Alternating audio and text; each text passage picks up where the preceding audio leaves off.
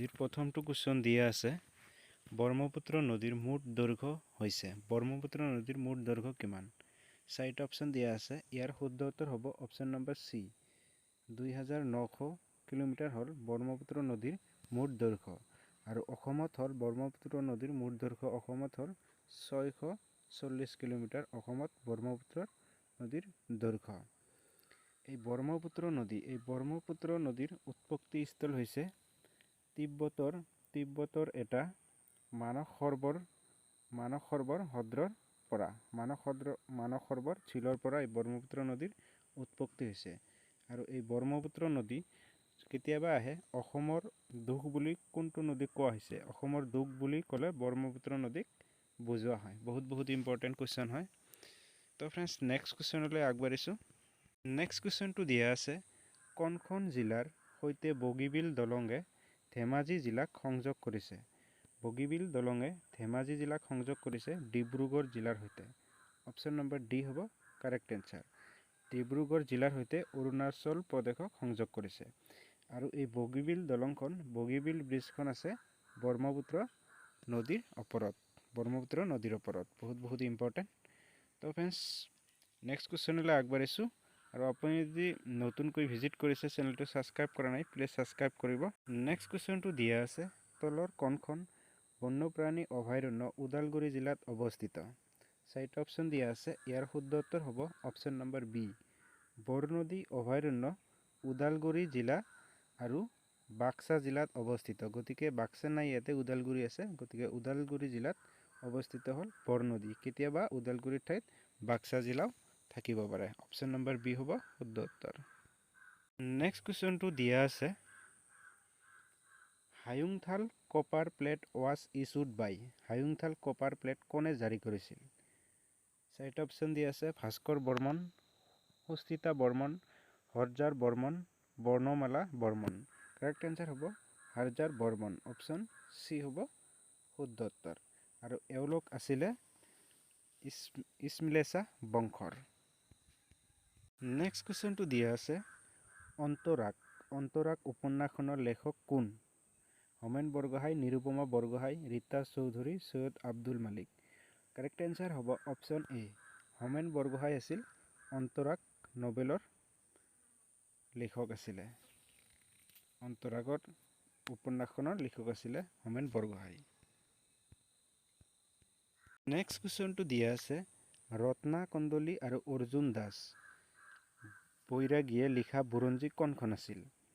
ৰত্না কন্দলী আৰু অৰ্জুন দাসে লিখা বুৰঞ্জীখন আছিলে ত্ৰিপুৰাৰ বুৰঞ্জী। অপশ্যন নম্বৰ চি হ'ব কাৰেক্ট এনচাৰ, ত্ৰিপুৰাৰ বুৰঞ্জী। বহুত ইম্পৰ্টেণ্ট কুৱেশ্যন হয়। এইবোৰ সকলোবোৰ প্ৰতিটো কুৱেশ্যন চিলেক্টেড কুৱেশ্যন হয় আগন্তুক অসম পুলিচৰ বাবে বহুত। নেক্সট কুৱেশ্যনটো দিয়া আছে এলাহাবাদ স্তম্ভ শিলালিপিত অসমৰ কোনটো অঞ্চলৰ কথা উল্লেখ আছে? এলাহাবাদ স্তম্ভ শিলালিপিত অসমৰ দাবকা অঞ্চলৰ কথা উল্লেখ আছে। অপশ্যন নম্বৰ বি হ'ব কাৰেক্ট এনচাৰ, দাবাকা হ'ব কাৰেক্ট এনচাৰ। নেক্সট কুৱেশ্যনটো দিয়া আছে কোনটো আছিল ম্লেছা বংশৰ ৰাজধানী? ম্লেছা বংশৰ ৰাজধানী কি আছিল? চাৰিটা অপশ্যন দিয়া আছে। শুদ্ধ উত্তৰ হ'ব অপশ্যন নম্বৰ এ হাদাপেশ্বৰ বা হাকপেশ্বৰ আছিলে ম্লেছা বংশৰ ৰাজধানী। আৰু এই ম্লেছা বংশৰ হাকপেশ্বৰ বৰ্তমান যি অসমৰ তেজপুৰ জিলা হয় হাকপেশ্বৰ আছিলে বৰ্তমান অসমৰ তেজপুৰ জিলা। আৰু ম্লেছা বংশৰ প্ৰতিষ্ঠাপক আছিলে শালস্তম্ভ। বহুত ইম্পৰ্টেণ্ট কুৱেশ্যন হয়। নেক্সট কুৱেশ্যনটো দিয়া আছে কোনজন গভৰ্ণৰ জেনেৰেলৰ পদত অধীনস্থ ইয়াণ্ডাবু সন্ধি হৈছিল? ইয়াণ্ডাবু সন্ধি কিমান চনত হৈছিল? 1826 চনত ইয়াণ্ডাবু সন্ধি হৈছিল। আৰু গভৰ্ণৰ জেনেৰেল আছিল অফিচাৰজন আছিলে লৰ্ড আমহাৰ্ষ্ট। অপশ্যন বি হ'ব অপশ্যন চি হ'ব কাৰেক্ট এনচাৰ। নেক্সট কুৱেশ্যনটো দিয়া আছে কোন চনত অনুষ্ঠান টেলিকাষ্টৰ বাবে অসমত দূৰদৰ্শন কেন্দ্ৰ প্ৰতিষ্ঠা কৰা হয়? ইয়াৰ শুদ্ধ উত্তৰ হ'ব অপশ্যন এ 1985ত প্ৰতিষ্ঠা কৰা হৈছিল। নেক্সট কুৱেশ্যনটো দিয়া আছে অসমৰ স্কটলেণ্ড বুলি কোনখন ঠাইক জনা যায়? অসমৰ স্কটলেণ্ড বুলি হাফলং অপশ্যন এ হ'ব কাৰেক্ট এনচাৰ। হাফলঙক জনা যায় আৰু এই হাফলং হ'ল ডিমা হাছাও জিলাৰ এটা পাহাৰীয়া ষ্টেচন। ডিমা হাছাও জিলাৰ এটা পাহাৰীয়া ষ্টেচন হাফলং, অসমৰ স্কটলেণ্ড বুলি জনা যায়। নেক্সট কুৱেশ্যনটো দিয়া আছে, মূলা গাভৰুৱে কাৰ বিৰুদ্ধে যুদ্ধ কৰি মৃত্যু হৈছিল? মীৰ জুমালা, তুৰ্বক খান, মিৰ্জা নাথান, মীৰ কাছিম। মূলা গাভৰুৱে তুৰ্বক খানৰ বিৰুদ্ধে যুদ্ধ কৰি মৃত্যুবৰণ কৰিছিল। অপশ্যন নম্বৰ বি হ'ব কাৰেক্ট এনচাৰ। নেক্সট কুৱেশ্যনটো দিয়া আছে, অসমৰ কোনখন জিলাত আটাইতকৈ দীঘল আন্তঃৰাষ্ট্ৰীয় সীমাৰেখা আছে? ধুবুৰী, কৰিমগঞ্জ, বৰপেটা, হাইলাকান্দি। শুদ্ধ উত্তৰ হ'ব অপশ্যন এ। ধুবুৰী জিলাৰ লগত আটাইতকৈ দীঘল আন্তঃৰাষ্ট্ৰীয় সীমাৰেখা আছে। আৰু এইটো আছে ধুবুৰী জিলাৰ লগত আটাইতকৈ দীঘলীয়া আন্তঃৰাষ্ট্ৰীয় সীমাৰেখা আছে, গতিকে ধুবুৰী জিলাৰ লগত জড়িত আছে বাংলাদেশৰ সীমাৰেখা। গতিকে মনত ৰাখিব, বাংলাদেশৰ সীমাৰেখা আটাইতকৈ আন্তঃৰাষ্ট্ৰীয় সীমাৰেখা অসমৰ ধুবুৰী জিলাৰ লগত জড়িত হৈ আছে।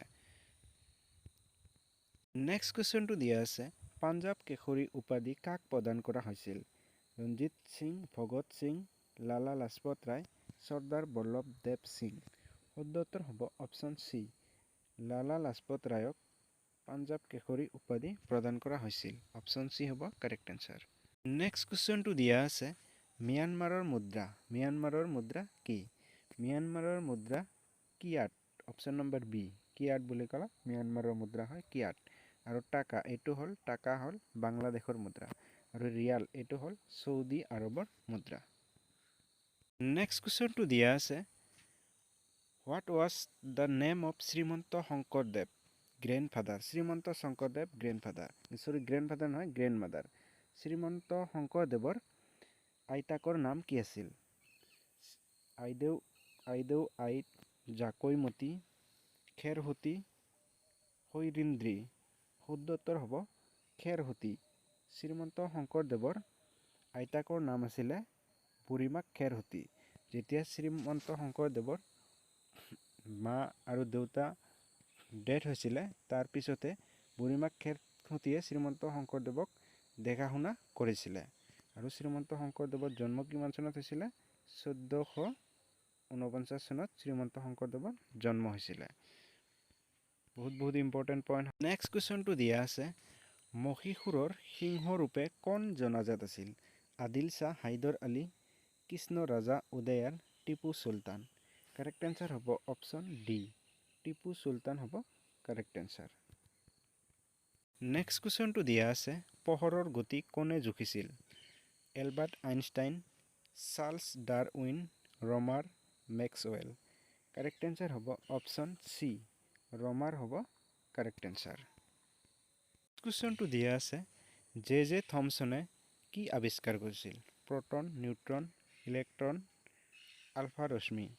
কাৰেক্ট এনচাৰ হ'ব অপশ্যন চি, জে থমছনে ইলেক্ট্ৰনৰ খোজ বা আৱিষ্কাৰ কৰিছিল। আজি লাষ্ট কুৱেশ্যনটো দিয়া আছে, পানী বিশুদ্ধ কৰাৰ বাবে কোনটো ৰাসায়নিক পদাৰ্থ ব্যৱহাৰ কৰা হয়? Helium, nitrogen, chlorine, sulphur. পানী বিশুদ্ধ কৰাৰ কাৰণে ক্লৰিন ব্যৱহাৰ কৰা হয়। অপশ্যন চি হ'ব কাৰেক্ট এনচাৰ। বহুত ইম্পৰ্টেণ্ট কুৱেশ্যন হয়। তো ফ্ৰেণ্ডছ, ভিডিঅ'টো চাই কেনে লাগিলে কমেণ্ট কৰি জনাব আৰু বন্ধুবৰ্গলৈ শ্বেয়াৰ কৰিব। আৰু যদি লাইক কৰা নাই, প্লিজ এটা লাইক কৰক। জয় আই অসম।